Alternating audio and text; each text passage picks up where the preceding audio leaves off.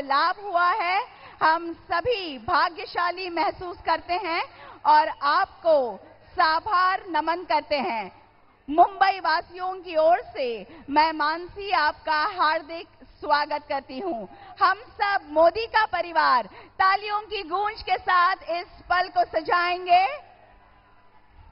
भारत माता के सुपूत 500 साल पुरानी जंजीरों को तोड़कर प्रभु श्री राम के भव्य मंदिर का सपना साकार करने वाले, भारत को विश्व का सबसे विकसित राष्ट्र बनाने की नींव रखने वाले, विश्व के सबसे बड़े लोकतंत्र के सबसे यशस्वी लोकप्रिय प्रधानमंत्री आज की तारीख में करोड़ों लोगों के जीवन में बुनियादी परिवर्तन लाने वाले, विकास की गंगा भारत के घर घर में पहुंचाने वाले, आधुनिक युग के भगीरथ, देश की आशाओं की उम्मीद, जिनके मजबूत आश्वासक कंधों पर टिकी हुई है, जिनका एक एक कदम विजय की संकल्पना को मूर्त रूप दे रहा है। बहुत बहुत धन्यवाद।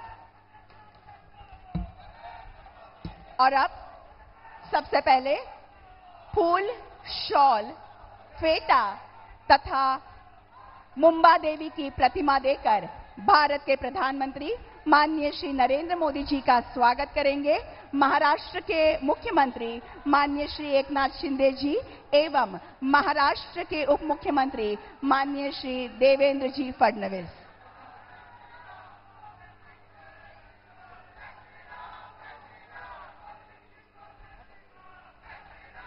महाराष्ट्र का महावस्त्र ये पैठनी और पैठनी का ये फेटा पारंपरिक रूप से शॉल देकर आदर का प्रतीक, स्वागत एवं सम्मान, साथ ही इन फूलों का प्रेम का प्रतीक स्वीकार किया गया है। मुंबई की आराध्य देवता मुंबा देवी की, मुंबा देवी की। और अब स्वागत सम्मान की श्रृंखला में अगली कड़ी तुलजापुर की भवानी माता की प्रतिमा देंगे माननीय श्री देवेंद्र जी फडणवीस एवं एडवोकेट आशीष शेलार जी।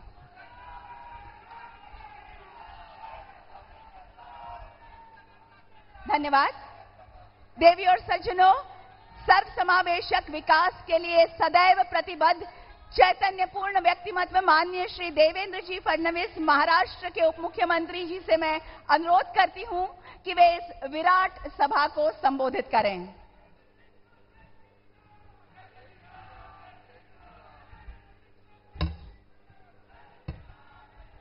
भारत माता की, भारत माता की, छत्रपति शिवाजी महाराज की, धर्मवीर छत्रपति संभाजी महाराज की, जय भवानी, जय भवानी, जय जय जय जय जय भवानी, जय जय जय जय जय शिवाजी। हिंदवी स्वराज्याचे सरसंस्थापक छत्रपती शिवरायांना मानाचा मुजरा करतो। भारतीय राज्यघटनेचे शिल्पकार भारतरत्न डॉक्टर बाबासाहेब आंबेडकर यांना मानवंदना अर्पित करतो, ज्यांना खऱ्या अर्थानं क्रांतिगुरू मानलं जातं। ते क्रांतिगुरू लहुजी वस्ताद साळवे यांच्या चरणी नतमस्तक होतो। आणि आज मंचावर उपस्थित असलेले अखिल विश्वातील सर्वाधिक लोकप्रिय नेते आणि भारताचे यशस्वी प्रधानमंत्री आदरणीय नरेंद्र मोदीजी,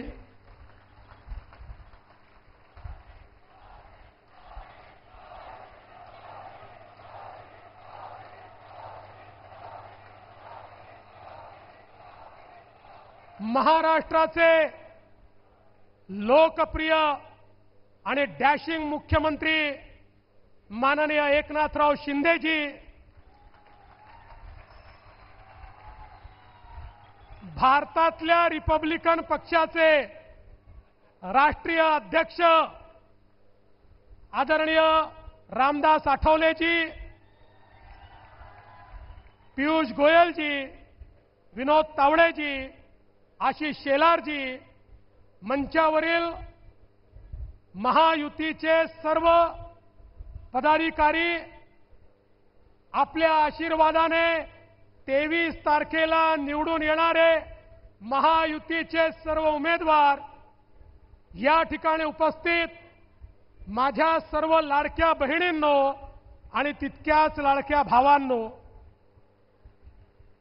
मी सर्वप्रथम माननीय मोदीजींचं अभिनंदन करतो की डॉमिनिक या देशाने मोदीजींनी कोविडच्या काळामध्ये केलेल्या कामाकरता त्यांना सर्वोच्च पुरस्कार या ठिकाणी दिला आहे. अर्थात आपल्या इथे काही लोक फेसबुक लाईव्ह करून देखील उत्कृष्ट मुख्यमंत्री झाले, पण मी त्यांच्यावर काहीच बोलणार नाही. पण आज मुंबईमध्ये मी मोदीजींचे आभार मानतो. गेल्या 10 वर्षामध्ये मोदीजींच्या नेतृत्वात महायुती 1 आणि महायुती 2 या दोन्ही सरकारांनी मुंबईचा चेहरा बदलवून दाखवला, कारण मोदीजींचा आशीर्वाद होता. अनेक गोष्टी सांगता येतील, मी 2च बाबी बोलणार आहे. पहिलं, मुंबईकरांचा सगळ्यात मोठा प्रश्न, मुंबईकरांचं 60% जीवन हे केवळ प्रवासामध्ये जातं. त्यांचा सगळा क्वालिटी टाइम हा प्रवासामध्ये जातो. मुंबईकरांचा प्रवास सुकर झाला पाहिजे म्हणून मोदीजींच्या नेतृत्वामध्ये मुंबईच्या सबअर्बन रेल्वेचा चेहरा बदलला. त्या ठिकाणी प्लॅटफॉर्म असतील, एस्केलेटर्स असतील, लिफ्ट असेल, पॅसेंजर सुविधा असेल, नवीन डब्बे असतील, नवीन ट्रेन असतील, त्याची फ्रिक्वेन्सी असेल, पूर्णपणे ही सबअर्बन रेल्वे बदलली. आणि त्यासोबत जुन्या सरकारने 11 वर्षात, 15 वर्षाचं जे सरकार होतं काँग्रेसचं, 11 वर्षात 11 किलोमीटर मेट्रो केली. आपल्या सरकारने 5 वर्षामध्ये 350 किलोमीटर मेट्रोचं नेटवर्क सुरू केलं. मोदीजींच्या नेतृत्वात आपल्या सरकारने कोस्टल रोड तयार केला. नरिमन पॉइंट पासून वरईपर्यंत वरई बांद्रा रोड आहे. बांद्रा वर्सोव्याचं काम चालू आहे. वर्सोवा मड याचं काम सुरू होत आहे. मडपासून उत्तनचं प्लॅनिंग झालंय आणि उत्तनपासून विरारपर्यंत, म्हणजे संपूर्ण वेस्ट कोस्ट जो आहे या ठिकाणी पूर्णपणे सीमलेसली 40 मिनिटांमध्ये नरिमन पॉइंट टू विरार जाता येईल अशा प्रकारची व्यवस्था, वेस्टर्न एक्सप्रेसवेला डिकंजेस्ट करण्याचं काम हे आपल्या सरकारने केलं आणि तिकडनं विरार ते अलिबाग कॉरिडॉर तयार केला. त्यामुळे एमएमआर रिजनमध्ये पूर्णपणे एक लूप तयार झाला आणि त्याला सगळ्यात महत्त्वाचं 22 किलोमीटरचा अटल सेतू, याच्यामुळे मुंबई आणि नवी मुंबई जोडली गेली. मुंबई आणि एमएमआर रिजनमध्ये लोकांकरता प्रवास सुकर व्हावा ही व्यवस्था मोदीजींनी केली. दुसरं महत्त्वाचं, मुंबईकरांचा प्रश्न घराचा. वर्षानुवर्ष माझा मुंबईचा मराठी माणूस या घरांकरता तळपत होता. मला सांगताना आनंद वाटतो, मोदीजींच्या नेतृत्वामध्ये त्या ठिकाणी बीडीडी 40चं रिडेव्हलपमेंट असो, अभ्युदय नगर सारखी योजना असो, विशाल सह्याद्री सारखी योजना असो, अनेक अशा प्रकारच्या वस्त्या ज्याचं रिडेव्हलपमेंट बाकी होतं, केवळ कागदावर होतं, ते रिडेव्हलपमेंट आपल्या सरकारने करून दाखवलं. अशा 100 योजना मी सांगू शकतो. धारावीचं रिडेव्हलपमेंट जे केवळ कागदावर होतं ते आपल्या सरकारने करून दाखवलं. आणि मोदीजींच्या आशीर्वादाने मी तुम्हाला सांगतो, हे जे काही या ठिकाणी बोलतायत, पुढच्या 5-7 वर्षामध्ये माझा धारावीचा माणूस धारावीमध्येच पक्क्या चांगल्या सुंदर घरामध्ये त्या ठिकाणी बसलेला आपल्याला पाहायला मिळेल. मोदीजींच्या आशीर्वादाने आपण बघू शकतो आज मुंबईमध्ये रिडेव्हलपमेंट सुरू झाली, त्यातल्या अनेक गोष्टी आता आपण दूर केल्या, 18 निर्णय घेतले आणि मुंबईकरांना सेल्फ रिडेव्हलपमेंटच्या माध्यमातून 1600 प्रोजेक्ट आता पाईपलाईन मध्ये आहे. पुढच्या काळामध्ये 100 स्क्वेअर फूट मध्ये राहणाऱ्याला 500 स्क्वेअर फूटचं घर हे रिडेव्हलपमेंटच्या माध्यमातून याच मुंबईमध्ये मिळत आहे. आणि एसआरए मध्ये वर्षानुवर्ष बंद असलेल्या वेगवेगळ्या या झोपडपट्ट्यांना लोक बाहेर होती, घरं मिळत नव्हती. आमच्या मुख्यमंत्र्यांच्या नेतृत्वात त्याला आम्ही चालना दिली आणि आता वेगवेगळ्या संस्था, MMRD असेल, सिडको असेल, सगळ्या संस्था झोपडपट्टी धारकांकरता घर बांधतायत. गरीबाला, मध्यमवर्गीयाला, मराठी माणसाला, मुंबईकराला घर देण्याचं काम कोणी केलं असेल तर मोदीजींच्या नेतृत्वातल्या या महायुतीच्या सरकारने केलं आहे. आणि म्हणून बंधू भगिनींनो, केलेल्या कामावर आम्ही मतदान मागतोय. आणि काही लोक हे केवळ लांगुल चालनावर मतदान घेत आहेत. मी जास्त बोलणार नाही, पण माझा सवाल उद्धव ठाकरेजींना आहे, शरद पवारजींना आहे, माझा सवाल काँग्रेसला आहे. अरे उलेमानच्या 17 मागण्या मान्य करताना तुम्ही त्या वाचल्या होत्या का? त्यातली एक मागणी जी महाविकास आघाडीने मान्य केली ती मागणी अशी आहे, 2012 ते 2024 या महाराष्ट्रात जेवढ्या दंगली घडल्या त्या दंगलीमध्ये जेवढे मुसलमान आरोपी आहेत त्या सगळ्या आरोपींना एका झटक्यात सोडून द्या, ही मागणी उलेमांनी केली आणि त्या ठिकाणी महाविकास आघाडीने मान्य केली. हे काय चाललंय या महाराष्ट्रामध्ये? अरे यांना आता आपली ताकद दाखवून द्या. हे जर वोट जिहाद करणार असतील तर आता वोटांचं धर्मयुद्ध करण्याची वेळ आमच्यावर आलेली आहे आणि ती तुम्ही कराल हा विश्वास व्यक्त करतो. आणि म्हणून जिथे कमळ आहे तिथे कमळ, जिथे धनुष्यबाण आहे तिथे धनुष्यबाण आणि जिथे घड्याळ आहे तिथे घड्याळ आम्हाला मतं द्या, एवढीच विनंती करतो आणि माझं बोलणं संपवतो. धन्यवाद. जय हिंद, जय महाराष्ट्र. बहुत बहुत धन्यवाद देवेंद्र जी. और अब समृद्ध महाराष्ट्र के प्रगति का उत्तुंग ध्येय सामने रखकर कार्य करने वाले महाराष्ट्र के मुख्यमंत्री माननीय श्री एकनाथ शिंदे जी से मैं संबोधन हेतु अनुरोध करती हूं.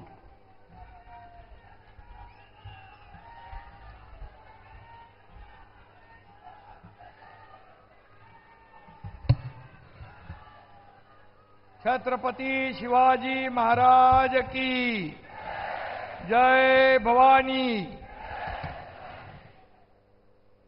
अच्छा, खरं म्हणजे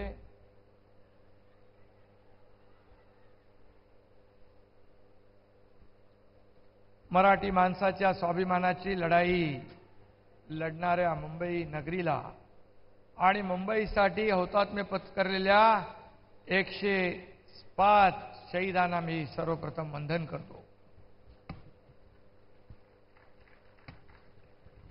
आजच्या या आदरणीय मोदी साहेबांच्या उपस्थितीमध्ये महायुतीच्या प्रचार सभेला उपस्थित आपले लोकप्रिय उपमुख्यमंत्री देवेंद्र फडणवीसजी, रामदास आठवलेजी, केंद्रीय मंत्री, सर्व या ठिकाणी आमचे सर्व सहकारी, सर्व उमेदवार आणि मोठ्या संख्येने उपस्थित महायुतीचे कार्यकर्ते, बांधव, भगिनी आणि मातांनो, ज्या मैदानात बाळासाहेबांचे विचार ऐकून लाखो शिवसैनिकांच्या मनात अंगार फुलायचा, त्याच मैदानात आज आदरणीय प्रधानमंत्री मोदीजी यांच्या नेतृत्वाखाली महायुतीचा हुंकार घुमणार आहे. या पवित्र शिवतीर्थावर विश्वनेते, विश्वगुरु आणि आपल्या सगळ्यांचे लाडके प्रधानमंत्री नरेंद्र मोदीजी यांचं मी मुंबईकरांच्या वतीने मनापासून स्वागत करतो. स्वाभिमान का बुलंद नारा है मोदी, दुनिया के आसमान में चमचमता तारा है मोदी। शिवतीर्थावरची ही भव्यता ही आहे महायुती। आणि म्हणून आठवले साहेब आज बसले तिकडे, मगाशी त्यांनी कविता केलेली आहे। शिवसेना प्रमुख बाळासाहेब या शिवतीर्थावरून विचारांचं सोनं वाटायचे। आज मोदीजी इथं विचारांचं सोनं वाटायला आले। म्हणूनच आजचा दिवस आपल्यासाठी दसऱ्यासारखा आहे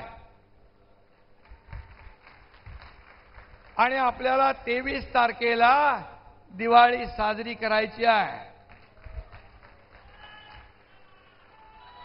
फटाके सगळ्यांनी तयार करून ठेवा। छोटे मोठे फटाके नाही, मोठे अॅटम बॉम्ब फोडायचे आहे। मोदीजी काही दिवसापूर्वी मुंबईत येऊन गेले, विकास प्रकल्पांची उद्घाटन आणि शुभारंभ करून गेले। तो तो सिर्फ ट्रेलर था, पिक्चर अभी बाकी है। मोदी जी देश के सर्वोच्च नेता है, लेकिन वो महाराष्ट्र और हमारे फ्रेंड, फिलोसोफर और गाइड भी है। त्यांचं मार्गदर्शन नेहमी, उनके मार्गदर्शन में राज्य सरकार काम कर रहा है। इसलिए महाराष्ट्र आज नंबर 1 पर है, नंबर 1 पर है। मोदी जी ने मुंबई को वर्ल्ड फाइनेंस सेंटर और ग्लोबल फिनटेक कैपिटल बनाने की गारंटी दी है। ये हमारे लिए गर्व की बात है। मोदी जी, हम सब लोग आपसे वादा करते हैं, देश की अर्थव्यवस्था जो $5 ट्रिलियन है, उसमें $1.5 ट्रिलियन की जो योगदान है, ये महाराष्ट्र जरूर देगा। ये हमारी जिम्मेदारी है। आम्ही 2 वर्षापूर्वी विकासाच्या मोदी कार्यात सामील झालो। आम्ही जो मार्ग स्वीकारला त्याची फळं आता महाराष्ट्र चोखताना आपण पाहतोय। आणि महाराष्ट्रामध्ये जी प्रगती सुरू आहे, 2004 ते 2014 या काँग्रेसच्या काळात महाराष्ट्राला केंद्राने 2 लाख कोटी दिले। आता मोदीजींच्या गेल्या 10 वर्षात 2014 ते 24 मध्ये 10 लाख कोटी रुपये दिले। 10 लाख म्हणजे दुप्पट तिप्पट नाही, 5 पट। आणि म्हणून विरोधकांच्या पोटात दुखतंय। आजवर कधी झालं नाही तेवढं काम 2 वर्षात आम्ही महाराष्ट्रात करू शकलो। आणि 2.5 वर्षाच्या ग्रहणातून मुंबईला, महाराष्ट्राला आम्ही सोडवण्याचं काम केलं। खरं म्हणजे कारण बंद सम्राटच त्यावेळी मुख्य पदावर, मुख्यमंत्री पदावर बसले होते। आजही तुम्ही त्यांची भाषा बघा। आमचं सरकार आल्यावर आम्ही क्लस्टर डेव्हलपमेंट बंद करू, रिफायनरी बंद करू, धारावी बंद करू। अरे काय चालू करणार ते तर सांगा। हाँ, अब बस हो गया। या बंद सम्राटांना कायमचं घर बंद करायचं वेळ आलेली आहे। आणि महाराष्ट्राने ठरवलेलं आहे। आम्ही जेव्हा 2 वर्षापूर्वी, 2.25 वर्षापूर्वी सत्तेत आलो, त्यावेळेस पुन्हा आम्ही जे प्रकल्पांना स्टे दिला होता, स्पीड ब्रेकर टाकले होते, ते सगळे काढले आणि सुपरफास्ट काम सुरू केलं। आणि या राज्याला इंडस्ट्री फ्रेंडली स्टेट म्हणून पुन्हा ओळख निर्माण करून दिली। परकीय गुंतवणुकीत आज महाराष्ट्र नंबर 1 ला आहे। उद्योगांसाठी आज महाराष्ट्र फेवरेट डेस्टिनेशन झालंय। लाखो रोजगारांना संधी मिळतेय। मुंबईचा कोस्टल रोड तर गेम चेंजर आहे। आणि आणखी एक योजना एक योजनेने गेम चेंज केला आहे। आणि महाविकास आघाडीचाही गेम चेंज केला आहे। कुठली योजना आहे? मुख्यमंत्री माझी लाडकी बहीण योजना। त्यामुळे त्यांच्या पायाखालची वाळू सरकली आहे। आपली योजना सुपरहिट झाली आहे। आणि म्हणून या लाडक्या बहिणींच्या प्रतिसादामुळे महाविकास आघाडी महाबिघाडी कोमात गेले, कोमामध्ये. आणि म्हणून आम्ही म्हणतो काम केलं भारी, आता पुढची तयारी. आणि म्हणून कालपर्यंत आमच्या बहिणींचा अपमान करणारे लोक भीक देताय का, लाच देताय का, विकत घेताय का, अशा प्रकारचं विरोध करणाऱ्या लाडक्या बहीण योजनेला, खोडा घालणाऱ्या योजनेला, हे खोडा घालणारे सावत्र भाऊ यांना या महाराष्ट्रातल्या माझ्या बहिणी जोडा दाखवल्याशिवाय राहणार नाही. आणि म्हणून आता आमच्या योजनेला विरोध करत होत्या, तेच योजना आमची चोरायला लागले. वचननाम्यामध्ये त्यांनी महालक्ष्मी योजना टाकली, पंचसूत्री. खरं म्हणजे मी म्हणेन त्यांची ती थापा सूत्री आहे. थापा मारणारे, आपला वचननामा चोरणारे, नक्कल करणारे, कॉपी पेस्ट करणारे. कॉपी करणारे कधी पास होतात? डुप्लिकेट ते डुप्लिकेट आणि ओरिजिनल ते ओरिजिनल. आणि म्हणून यामध्ये महाबिघाडीने या 10 वर्ष आपल्या राज्याला 10 वर्ष मागे ठेवलं. पण आज चित्र बदललंय. महाराष्ट्रात गती, प्रगती आणि समृद्धी सुखाने नांदती आहे. त्यामागे एक महाशक्ती आहे. त्या महाशक्तीचं नाव आहे नरेंद्र दामोदर मोदी. मोदीजींच्या नेतृत्वाखाली भारत देश महासत्तेकडे चाललाय. त्यांच्याच आशीर्वादाने महाराष्ट्र देशात नंबर 1 होतोय. येत्या काही वर्षात मुंबईचा जीडीपी दुप्पट होतोय. मुंबईचे रखडलेले SRA वगैरे प्रकल्पाच्या बद्दल देवेंद्रजींनी सांगितलेलं आहे. कारण मुंबई बाहेर फेकलेला मुंबईकर पुन्हा आम्ही मुंबईत आणणार, पुन्हा आम्ही मुंबईत आणणार. त्यासाठी सर्व ज्या आमच्या सरकारी संस्था आहेत त्यांना एकत्र घेऊन हे सर्व प्रकल्प आम्ही पुढे आणणार. सर्व प्रकल्प आम्ही त्याचा पुनर्विकास करणार आणि मुंबईला, मुंबईकर जे बाहेर गेले त्यांना पुन्हा मुंबईमध्ये हक्काचं घर देणार. हा आमच्या सरकारचा शब्द आहे. मी त्याच्यामध्ये डिटेलमध्ये जात नाही. आणि म्हणून मुंबईला खड्डेमुक्त, प्रदूषणमुक्त, भ्रष्टाचार मुक्त करणार हा देखील आपला संकल्प आहे. फक्त मुंबई नाही तर संपूर्ण महाराष्ट्रामध्ये विकासाचं विकेंद्रीकरण करण्याचा निर्णय आपला आहे. आणि म्हणून मी सांगतो 2014च्या पूर्वीचा काळ आठवा. त्या काळामध्ये भ्रष्टाचार, घोटाळे, रकानेच्या रकाने भरून यायचे. पण आज तुम्ही ज्या मोदीजींवर आरोप करताय, त्यांना शिव्या घालताय, या मोदीजींवर 10 वर्षात एक तरी घोटाळ्याचा, भ्रष्टाचाराचा आरोप डाग तुम्हाला लावता आला नाही. तुम्ही दागी आहात. आमचे प्रधानमंत्री बेदाग आहेत आणि हीच आमची कमाई आहे. आणि म्हणून देश विदेशात तर आपण पाहतो की आज पूर्वी प्रधानमंत्री कुठं गेले आणि कुठून आले कधी काही कळायचं नाही. परंतु आज सर्व देशामध्ये आज मोदीजींचं जे नातं निर्माण केलंय ते आपण पाहिल्यानंतर आपल्या सर्व भारतीयांना आपली छाती अभिमानाने भरून येते. आपल्याला हे आपण सर्व भाग्यवान आहोत की आपल्या देशाचं नाव जगभरात रोशन करण्याचं काम मोदी साहेबांनी केलंय. आणि म्हणून मी एवढंच सांगतो, महाराष्ट्र विकास विरोधी आणि महाराष्ट्र विकास विरोधी आणि विकासाचे मारेकरी ही महाविकास आघाडीला या महाराष्ट्रातली जनता थारा देणार नाही. आता मुंबईकरांचं ठरलंय, लोकसभेतलं वारं आता फिरलंय आणि ते महायुती या ठिकाणी 100% आल्याशिवाय राहणार नाही. हा शब्द या ठिकाणी आपल्याला देऊ इच्छितो. खरं म्हणजे म्हणतात आमची क्रांतीची मशाल आहे. अरे घराघराला आग लावणारी तुमची मशाल आहे. जाती जातीमध्ये आग लावणारी तुमची मशाल आहे. जाती जातीमध्ये तेढ निर्माण करणारी मशाल आहे. आणि म्हणून या जनतेच्या गळ्याभोवती आवडलेला काँग्रेसचा फास आपल्याला सोडवायचा आहे. आणि म्हणून यासाठी जनता सुज्ञ आहे.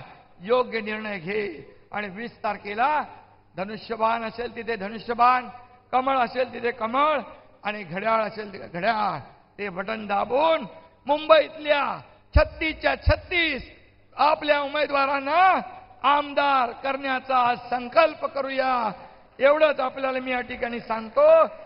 जाते जाते दो पंक्तियां कहता हूं. कभी ठंड में ठिठुर कर देख लेना, कभी तपती धूप में जल के देख लेना.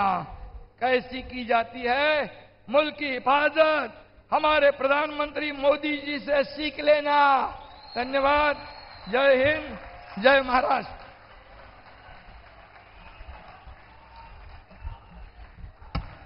धन्यवाद माननीय मुख्यमंत्री महोदय. देवी और सज्जनों, नव भारत के जनक, प्रखर राष्ट्रभक्त, कर्मयोगी युग पुरुष, आत्मनिर्भर तथा विकसित भारत का सपना साकार करने वाले, करोड़ों लोगों की मन की और दिल की बात जानने वाले भारत के प्रधानमंत्री माननीय श्री नरेंद्र मोदी जी से मैं सविनय प्रार्थना करती हूं कि आज के इस अवसर पर वे अपनी ओजस्वी वाणी तथा बहुमोल विचारों से हमें अनुग्रहित करें.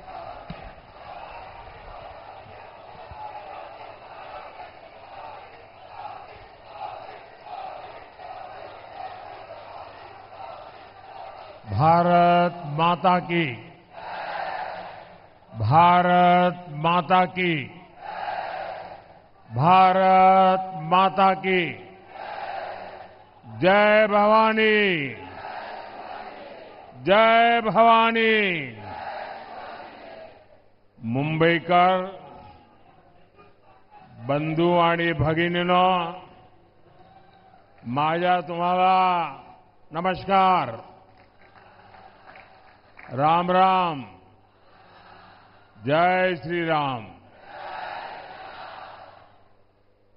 मैं सिद्धि विनायक, मुंबा देवी और महालक्ष्मी के चरणों में प्रणाम करता हूं. आज क्रांति गुरु लहूजी वस्ताद साल्वे जी की जयंती भी है. मैं मुंबई की धरती से लहूजी वस्ताद साल्वे जी को महाराष्ट्र की धरती के महान स्वतंत्रता सेनानियों को श्रद्धापूर्वक नमन करता हूं. साथियों, आज महाराष्ट्र में इस चुनाव की ये मेरी आखिरी जनसभा है. मैंने इस दौरान पूरे महाराष्ट्र का दौरा किया है. विदर्भ, मराठवाड़ा, पश्चिम महाराष्ट्र, उत्तर महाराष्ट्र, कोंकण, हर क्षेत्र के लोगों से मेरा संवाद हुआ और अब मैं आमची मुंबई में हूं.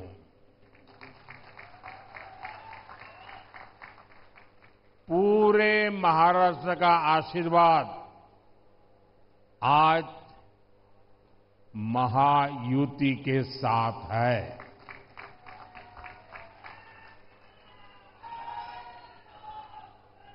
आज हर और एक ही आवाज है, भाजपा महायुती आहे तर गती आहे, महाराष्ट्राची प्रगती आहे. साथियों, महाराष्ट्र की धरती से हर युग में नए चिंतन की नई धाराएं निकली है.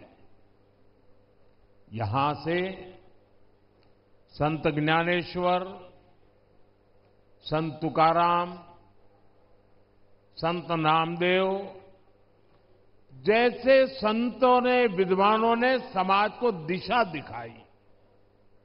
यहीं से छत्रपति शिवाजी महाराज हिंदवी स्वराज का संकल्प देश को दिया. लोकमान्य तिलक और गोखले जी जैसी महान हस्तियों ने देशभक्ति की अलग जगाई. आज महाराष्ट्र में एक तरफ महायुति की विचारधारा है जो इस विरासत पर गर्व करती है, दूसरी तरफ एक सोच महाअगाड़ी की भी है जो महाराष्ट्र के गौरव को लगातार अपमानित कर रही है। महाअगाड़ी के लोग तुष्टीकरण के गुलाम हो चुके हैं। ये वो अगाड़ी है जो राम मंदिर का विरोध करते हैं। ये वो अगाड़ी है जो वोट पाने के लिए भगवा आतंकवाद का शब्द गढ़ते हैं।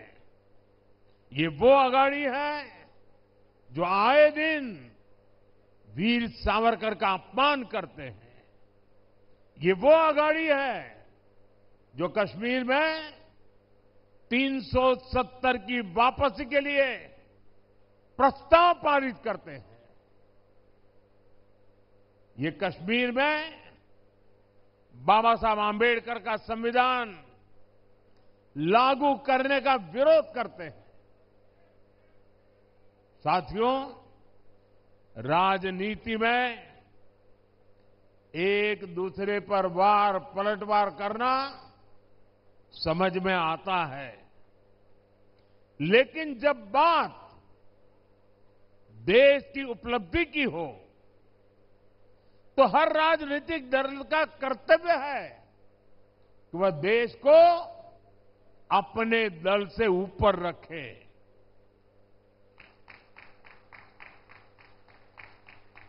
भाजपा का, महायुति का ये मंत्र है, ये नीति है, ये हमारी वृत्ति भी है, प्रवृत्ति भी है। लेकिन अघाड़ी वालों के लिए देश से ऊपर उनका दल है। जब भारत आगे बढ़ता है तो अघाड़ी वालों को तकलीफ होती है। भारत की हर उपलब्धि पर अघाड़ी वाले सवाल उठाते हैं। यही लोग हैं जिन्होंने दशकों तक मराठी भाषा को अभिजात भाषा का दर्जा नहीं दिया, और जब हमने मराठी भाषा को ये सम्मान दिया तो इन्हें सांप सूंघ जाता है। इसलिए आपको महाअघाड़ी वालों की राजनीति से, उनके इरादों से बहुत सावधान रहना है। साथियों, मुंबई सपनों का शहर है तो महायुति सपनों को सिद्ध करने वाला गठबंधन है। देश का गरीब, मध्यम वर्ग और सामान्य मानवी जिसे दशकों तक खुलकर सपने देखने का भी मौका नहीं मिला, आज उसके सपने पूरे हो रहे हैं। हमारी सरकार ने स्टार्टअप इंडिया अभियान शुरू किया। आज मुंबई में बड़ी संख्या में स्टार्टअप आ रहे हैं। वो गरीब जिसे पहली बार पीएम आवास योजना में पक्का घर मिला है, वो मिडिल क्लास जिसे कम ब्याज पर होम लोन मिल रहा है, रेरा कानूनों के बाद जिसे पूरे जीवन की कमाई गंवाने का डर अब खत्म हो चुका है, वो आज अपने भविष्य को लेकर निश्चिंत हुआ है। आप मुंबई के रेहड़ी पटरी वालों पर नजर डालिए। आज लगभग 70 लाख रेहड़ी पटरी वालों को पीएम स्वनिधि योजना की मदद से अपना व्यापार बढ़ाने में मदद मिली है और इसका फायदा यहां मुंबई के भी हमारे 1 लाख से ज्यादा रेहड़ी पटरी वालों को मिला है। और मैं मुंबई के हमारे साथियों का आभार व्यक्त करता हूं कि 1 आध साल पहले मुझे इन सभी रेहड़ी पटरी वालों के कार्यक्रम में आने का अवसर मिला था और उनके चेहरे पर जो उमंग था, उत्साह था, कुछ कर गुजरने का मादा था, वो वाकई प्रेरणा देने वाला था। साथियों, सेवा भावना से काम केवल और केवल बीजेपी और महायुति ही कर सकती है।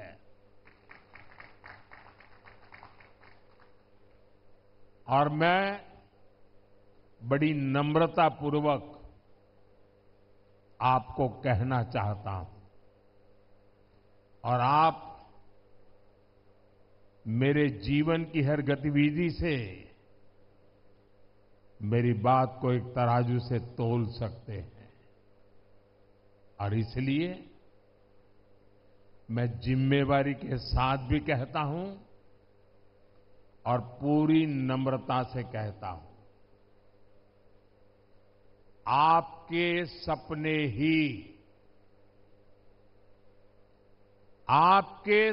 ही हमारे संकल्प है।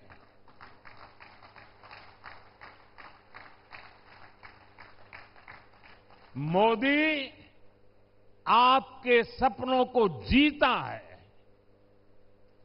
आपके सपनों के लिए जागता है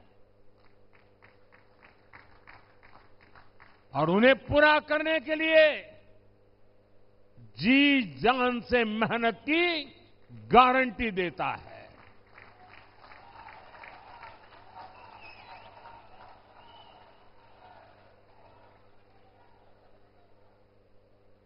साथियों, आज दुनिया का हर देश अपने बड़े शहरों को आधुनिक बनाने में लगा है। मुंबई के लिए यही सपना बीजेपी और महायुति ने देखा है। आज हर मुंबईकर देख सकता है कि हम कितने बड़े स्केल पर विकास कार्यों को आगे बढ़ा रहे हैं। हमारी सरकार मुंबई को कनेक्टिविटी की हर परेशानी से मुक्ति दिलाना चाहती है और शिंदे जी ने और देवेंद्र जी ने अभी विस्तार से इसका वर्णन भी किया है। आज मुंबई में लाखों करोड़ रुपए की परियोजनाएं चल रही है। मेट्रो लाइन हो, लोकल ट्रेनें हो, मुंबई और आसपास के शहरों को जोड़ने वाले पुल हो, महामार्ग हो, एयरपोर्ट हो, हर दिशा में तेजी से काम हो रहा है। साथियों, हमारे देश में आजादी के बाद दशकों तक केंद्र में कांग्रेस की सरकार रही। यहां भी दशकों तक कांग्रेस की सरकार रही, लेकिन मुंबई को लेकर इन्होंने कोई फॉरवर्ड प्लानिंग की परवाह ही नहीं की। नतीजा ये हुआ कि हमारी मुंबई लगातार पिछड़ती चली गई। कांग्रेस का मिजाज मुंबई के ठीक उल्टा है। मुंबई का मिजाज यानी ईमानदारी और कड़ी मेहनत। मुंबई का मिजाज यानी आगे बढ़ने की ललक। लेकिन कांग्रेस का मिजाज क्या है? कांग्रेस का मिजाज है भ्रष्टाचार। कांग्रेस का मिजाज है देश को पीछे धकेलना। कांग्रेस का मिजाज है विकास में अड़ंगा डालना। आपको याद रखना है, इन्होंने अटल सेतु का विरोध किया था, इन्होंने मेट्रो का विरोध किया था। हम जब इनोवेशन की बात कर रहे थे, हम जब डिजिटल इंडिया और यूपीआई की बात कर रहे थे, तब कांग्रेस और उसके साथी टेक्नोलॉजी और यूपीआई का मजाक उड़ाते थे। ऐसी सोच वाले लोग मुंबई को कभी आगे नहीं ले जा सकते। साथियों, हमारी मुंबई जोड़ने में विश्वास करती है, लेकिन कांग्रेस और अघाड़ी केवल और केवल तोड़ने की बात करते हैं। मुंबई में हर जाति समुदाय के लोग आते हैं, हर भाषा के लोग आते हैं, एक साथ रहते हैं, लेकिन महाअघाड़ी वाले जाति के नाम पर लोगों को लड़वाने में लगे हैं। साथियों, कांग्रेस का शाही परिवार दलितों, पिछड़ों, आदिवासियों से नफरत करता है।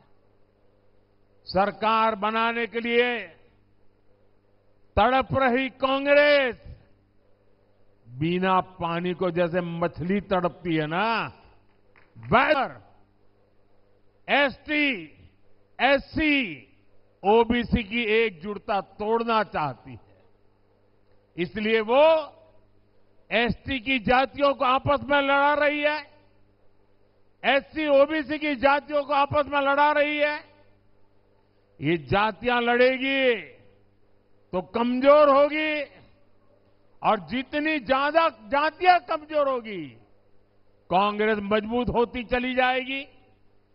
मजबूत कांग्रेस सरकार में आकर एसटी, एससी, ओबीसी की उनको तबाह करेगी, आपका आरक्षण छीन लेगी। और इसलिए ही मैं बार बार कह रहा हूं, आज इस बात की सबसे ज्यादा जरूरत है। जिस प्रकार से अघाड़ी के लोग कारनामे कर रहे हैं, जिस प्रकार से कांग्रेस के शाहजादे देश में तबाही की भाषा बोल रहे हैं, तब आज एक बात बहुत जरूरी हो गई है, और वो है एक है तो सेफ है, एक है तो, एक है तो, एक है तो। मुंबई तो बाला साहब ठाकरे के सिद्धांतों का शहर है। मुंबई स्वाभिमान का शहर है, लेकिन अघाड़ी में एक ऐसा दल है जिसने बाला साहब का अपमान करने वाली कांग्रेस के हाथ में अपना रिमोट कंट्रोल दे दिया है। और इसलिए मैंने इन्हें चुनौती दी थी कि कांग्रेस के मुंह से, कांग्रेस के शहजादे के मुंह से बाला साहब ठाकरे की प्रशंसा के लिए कुछ बात जरा बुलवा के दिखा दीजिए। अरे एक बार तो कांग्रेस के शाहजादे से मुंह से निकलवाइए, हिंदू हृदय सम्राट बाला साहब ठाकरे।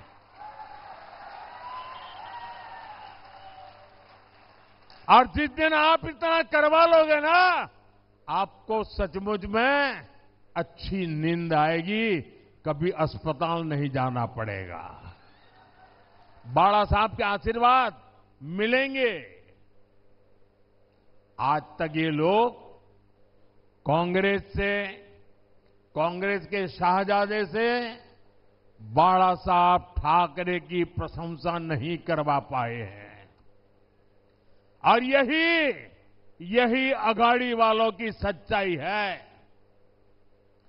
वीर सावरकर को गालियां देने वालों को भी ये लोग गले लगाते घूम रहे हैं। साथियों, मुंबई शहर ने लंबे समय तक आतंकवाद की पीड़ा झेली है। आतंकवाद से मिले जख्मों को यहां के लोग अब भी भूले नहीं हैं। एक समय था जब हर कोई यहां बसों में, ट्रेन में, लोकल में डर डर के चलता था। लोग सोचते थे कि आज अपने परिवार से मिल पाएंगे या नहीं, घर लौट पाएंगे या नहीं, अनहोनी की आशंका लगी रहती थी। लेकिन बीते वर्षों में लोगों के मन में सुरक्षा का भाव आया है। यही पुलिस थी, यही सुरक्षा एजेंसियां थी, यही सरकार थी, यही फाइलें थी। लेकिन तब सरकार और थी, आज मोदी है।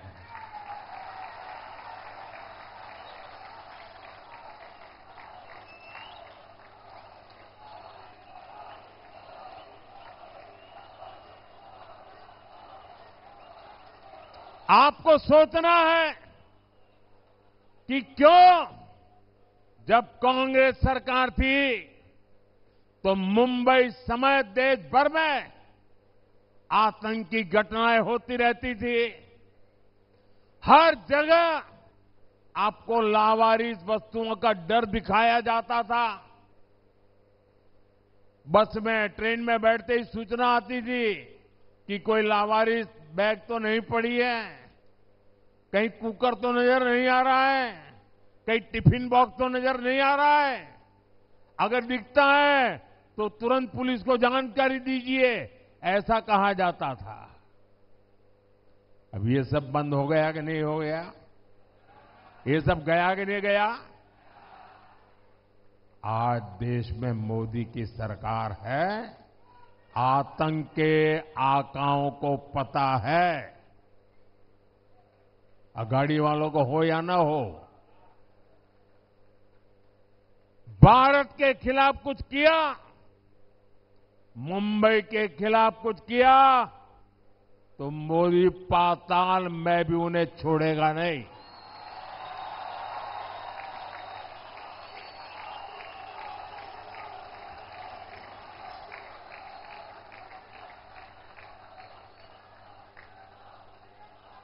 साथियों, मुंबई की एक बहुत बड़ी ताकत है महिलाओं की भागीदारी और वुमेन लेड डेवलपमेंट। देश के दूसरे शहरों में भी मुंबई की मिसाल दी जाती है। आज स्टार्टअप्स को लीड करने से लेकर ड्रोन दीदी की भूमिका निभाने तक महाराष्ट्र की महिलाएं देश को दिशा दिखा रही है। महाराष्ट्र में 27,000 से ज्यादा स्टार्टअप्स, जिनमें से अनेकों स्टार्टअप का नेतृत्व महिलाएं कर रही है, हमारी माताएं, बहनें, बेटियां कर रही है। देश भर में 70,000 से ज्यादा ऐसे स्टार्टअप्स हैं जिनमें कम से कम एक महिला डायरेक्टर के रूप में उसका नेतृत्व कर रही है। महिला नेतृत्व वाले कई स्टार्टअप्स मुंबई बेस्ड हैं। ये महिलाएं बड़ी संख्या में रोजगार के अवसर तैयार कर रही है। महायुति सरकार की माझी लाड़की बहन योजना का लाभ बड़ी संख्या में मुंबई की माताओं बहनों को भी मिला है। पीएम आवास योजना के तहत जो घर मिले हैं, उनमें से अधिकतर घर भी महिला सदस्य के नाम पर है। इससे महिलाओं के सामाजिक आर्थिक सशक्तिकरण में तेजी आई है। साथियों, मुझे पता है मुंबई का जोश कभी ठंडा नहीं पड़ता और मुंबईकर अपनी जिम्मेदारी पूरी जी जान से निभाते हैं। और इसलिए 20 तारीख को रिकॉर्ड मतदान की जिम्मेदारी मैं आप सब मेरे साथियों को देकर के जाता हूं।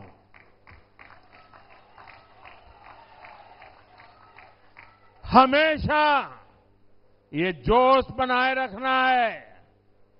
हमें महायुति के सभी उम्मीदवारों को भारी बहुमत से विजयी बनाना है और आपको मुंबई में महायुति की नई सरकार के शपथ ग्रहण की तैयारी भी करनी है।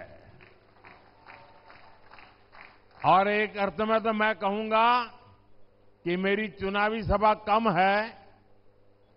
आज तो मैं महायुति की सरकार जब बनेगी, नतीजे आने के 7-10 दिन में, मैं उस महायुति की सरकार की शपथ समारोह का आपको निमंत्रण देने के लिए आया हूं।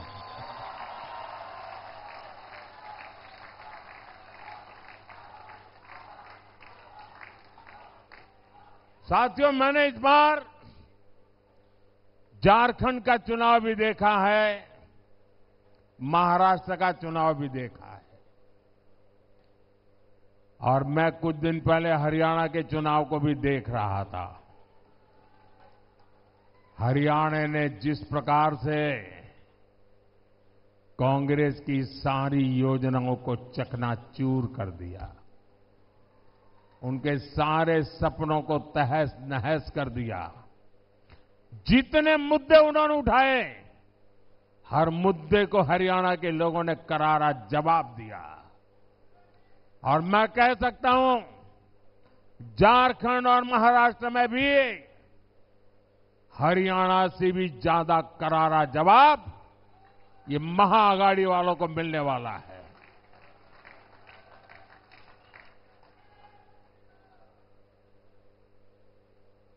झूठ लंबे समय तक जिंदा नहीं रह सकता और देश की जनता ने हर झूठ को जमीन में गाड़ देने का तय कर लिया है। साथियों, ये लोग संविधान, और वो भी कोरे कागज वाला संविधान, कुछ भी नहीं लिखा हुआ ऐसा संविधान, लेकिन देश को मैं बताना चाहता हूं, इस देश के लिए शर्म की बात है, हम सभी देशवासियों के लिए शर्म की बात है कि आजादी के बाद 6-7 दशक तक बाबा साहब आंबेडकर का संविधान जो हम सबको चलाता था, वो बाबा साहब आंबेडकर का संविधान पूरे हिंदुस्तान में लागू नहीं हुआ था और ये बात ये कांग्रेस वालों ने छुपाए रखी थी। इस देश में जम्मू कश्मीर में बाबा साहब आंबेडकर का संविधान नहीं चलता था। वहां विधान अलग था, वहां प्रधान अलग था और वहां का निशान भी, झंडा भी अलग था। 6-6, 7-7 दशक तक बाबा साहब का अपमान इन्होंने किया था। 370 की ऐसी दीवार खड़ी कर दी थी कि बाबा साहब आंबेडकर का संविधान जम्मू कश्मीर में घुस ही नहीं सकता था। जब आपने मोदी को सेवा का अवसर दिया, 370 को हमने जमीन में गाड़ दिया है।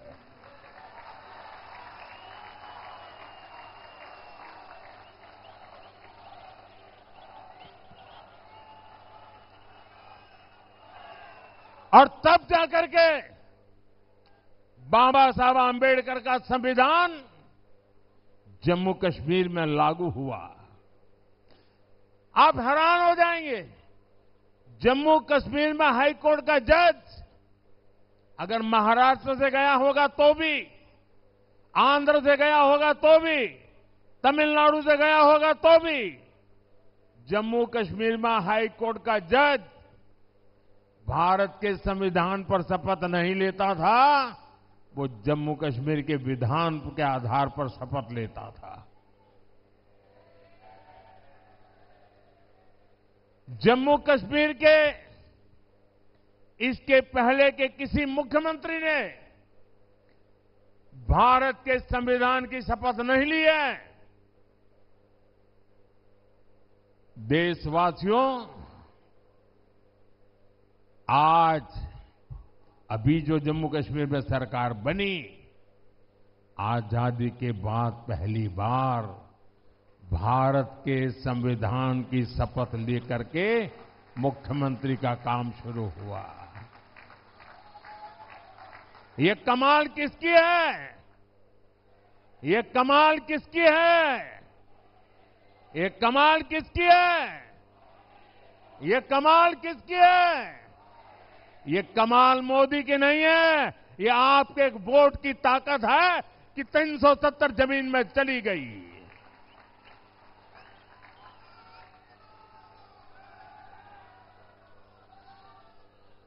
और इसलिए आपके वोट की ताकत को समझ के फिर से एक बार मुझे महाराष्ट्र की सेवा करने का मौका दीजिए। मुझे आपके सपनों के लिए जी जान से जुटने का अवसर दीजिए।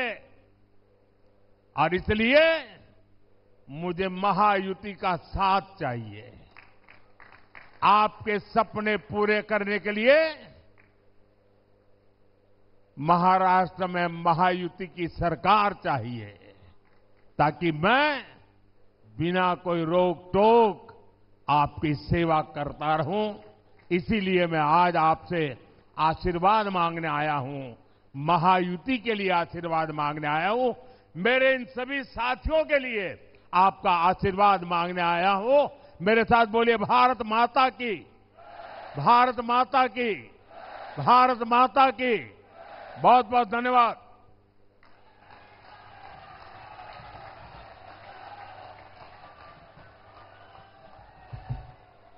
मोदी जी, आपका संबोधन पूंजी के रूप में प्रेरणा का स्रोत बना रहेगा और हमारे आत्मविश्वास को अधिक बल देगा। मैं हृदय की गहराइयों से आभार प्रकट करती हूं।